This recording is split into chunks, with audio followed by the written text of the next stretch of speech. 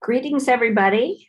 Here we are at the Wednesday afternoon Innovative Practices Workshop, or I guess it's not really a workshop, it's just to check in, get some great ideas, and join together in an education community. I have to say today is a special day, so I'm going to say May the 4th be with you, because it is May 4th, and I'm a Star Wars geek, so I had to say that. Hope you're enjoying some good May weather and getting ready to wrap up your school year. I know it's a busy time of year for everybody.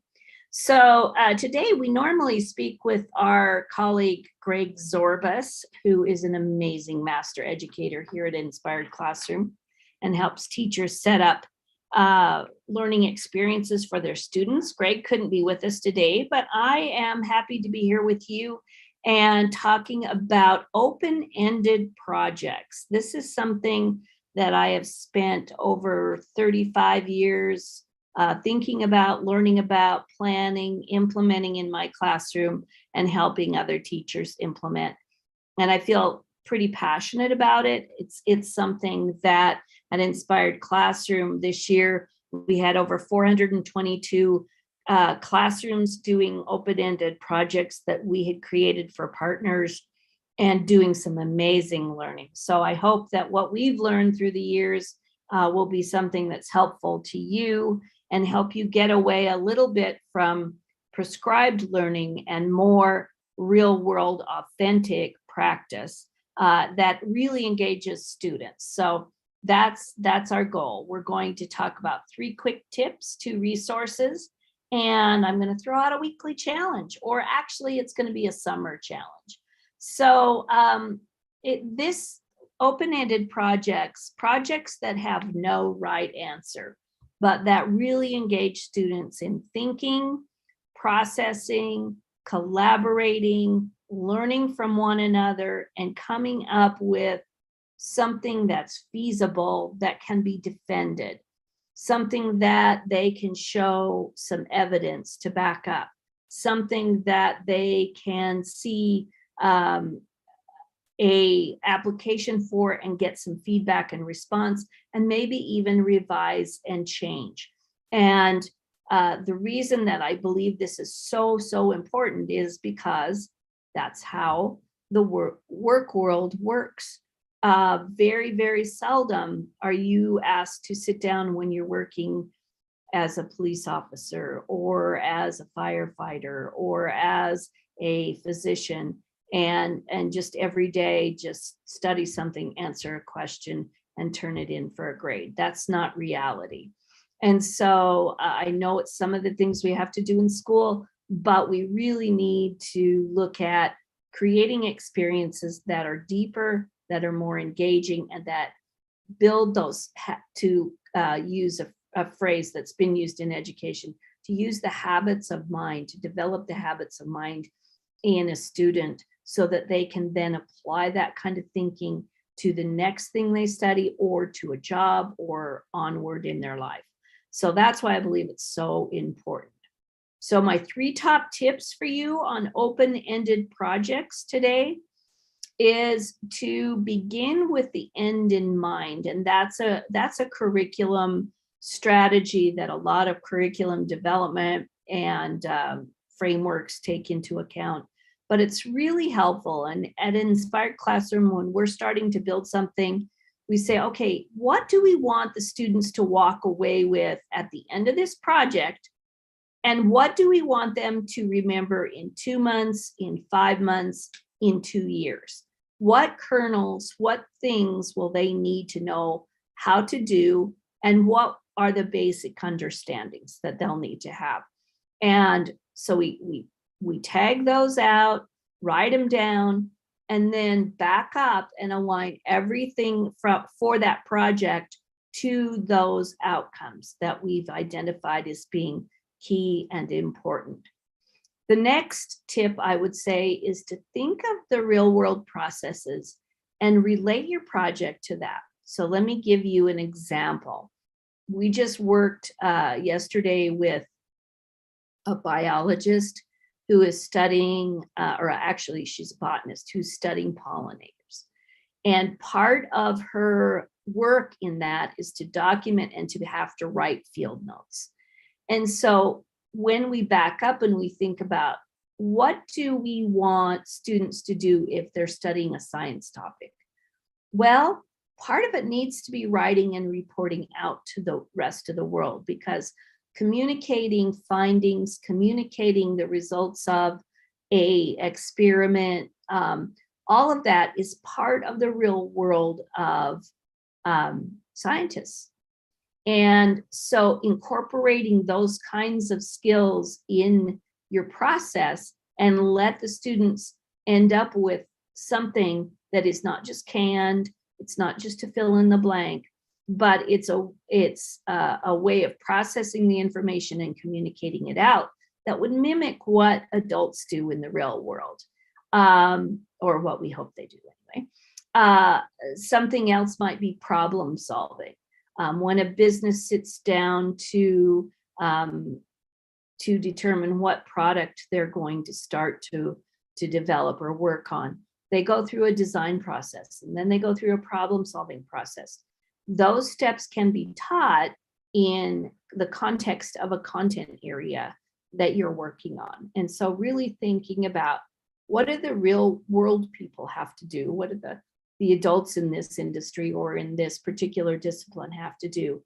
And how can I scaffold that so that it can be done with students? The next part, or the next tip, would be to emphasize thinking processes. With the way that we get content now, with the way that we can Google answers and come up with facts and read Wikipedia and all of this stuff, and the facts and the content now are at our fingertips. And of course, we need to teach students how to read and understand whether or not it's authentic facts that they're reading, or be critical thinkers in that way. But truly, a lot of content is like right at our fingertips. I'll give you an example. We have a pine bush in our front yard that is not doing well. And so I Googled, why is my mugo pine turning brown? And a whole bunch of answers came up. There were several that were the same. And so that content is right there at the tips of our fingers. But what isn't at the tips of our fingers is how to systematically think about something. And so when you're developing an open-ended project, really emphasizing the thinking process that is going to follow through, that's going to weave through that product, because the thinking process that they're practicing, that they're learning, that they're applying to this product or this project is going to be something that then they can take to another class and do, or take to their real life and do. I had a great experience one time with a student. I was teaching decision making, and we had a graph of criteria and listing the topics, and then listing criteria and questions, and then they had to rate something. And his mother came to me the next day and said, "What are you doing in your class?" And I said, "Why?" And of course, those are the questions that always kind of scare us as teachers. We're like, "Oh no, what did I do? What did I say?" But she said, "We went to buy a pair of shoes last night. It took about an hour longer than I thought it would, because he had to use your decision-making matrix to come up with what was the proper shoe to buy." And so I thought, I just won the battle on that one, because if they understand that what they're learning can be applied in other places, that is amazing and wonderful. And so those three things: begin with the end in mind, think of the real world processes and relate it to that, and then emphasize thinking processes over the right content answer that they're going to forget in a week. And so really, really digging into that. And of course, I'm a standards girl, so I can say this when Greg's not here, because we argue about this all the time, but applying it to the standards is also really good. 2 resources to share today. Actually got lots of resources. We have linked on the www.inspiredclassroom.com/innovative-practices. webpage some things. Creating scenarios. There's a PDF there that walks you through creating scenarios. We do a lot of that in the work that we do. Why do we do that? Why do we create scenarios? Because that's what hooks the kid, the students, in what you're going to do. There has to be something that grabs their attention and that brings content or brings your product or your process down to a level, and I should say down, but to a level that students will really go, oh, that's how it would apply to me, or oh, I've thought that before. And it gets them hooked into it, and then you can take them into more complex content. So there is a PDF on creating scenarios. Thinking processes to bring learning to life. There's a link to one of our blog posts on that. So if you want to understand a little bit more about adding thinking processes to your product or your projects, open-ended products or projects, there's a link there to that blog. And then there's a link to a PDF on Decide on a project, and it helps you walk through kind of how to decide what project would be good for what content. And it has a chart of different types of projects, which is nice, because sometimes I know I used to get stuck in like, oh, we're going to make a pop-up book about this, and then I would do a bunch of pop-up books. And so it's nice to kind of have a list and go, oh, this would make sense here, or this would make sense there, that kind of thing. So take a look at those resources. Again, those are on www.inspiredclassroom.com/innovative-practices. And if you look at the May 4th entry, you'll see the links that will take you right to those resources. And so then we have our, first, before we do our challenge, I want to do a shout out to an amazing teacher that we had on a virtual event about pollinators yesterday. We had about 400 students virtually talking to a botanist about the importance of native pollinators.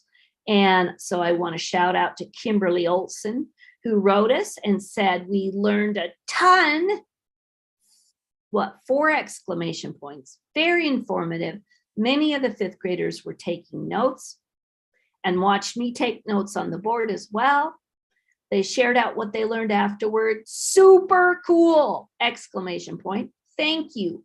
4 exclamation points. So that is what we always look for from students and from teachers, is how many exclamation points can they give us for positive things. That was really fun to hear from her.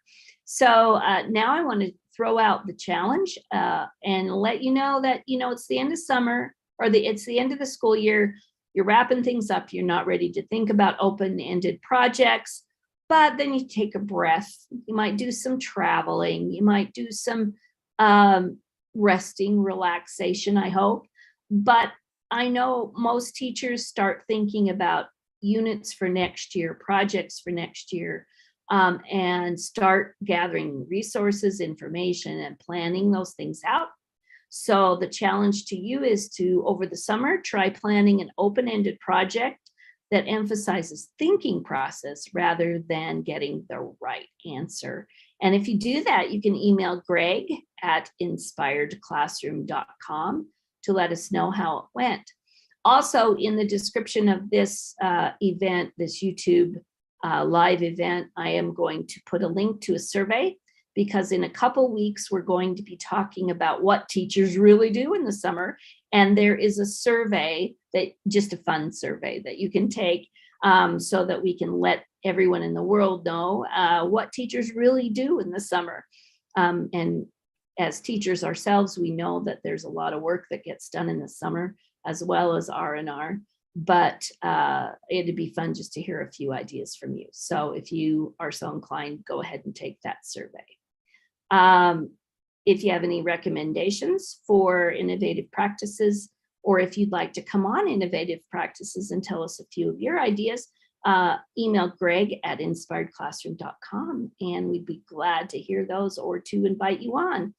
So thank you so much for joining us this week. I encourage you to email Greg, as I said, at greg@inspiredclassroom.com for help with anything we discussed today, or let him know how the challenges went. Also, subscribe to this channel and follow Inspired Classroom on all of the regular social media platforms. You can also schedule a call with us to discuss any projects or programs or thoughts you have for teachers and to make our education community even better. You can email Greg at inspiredclassroom.com for that. We also have a mentor podcast that is not education related. It's just talking about the power of mentorship. So to hear interviews with some amazing mentors in all walks of life, follow and subscribe to our Mentor Meetup podcast on any of the platforms. And please subscribe to this channel, and we will be putting out some things, and who knows what we'll think of over the summer to do. So thank you again, and join us in 2 weeks for another innovative practices. Thank you so much. Bye now.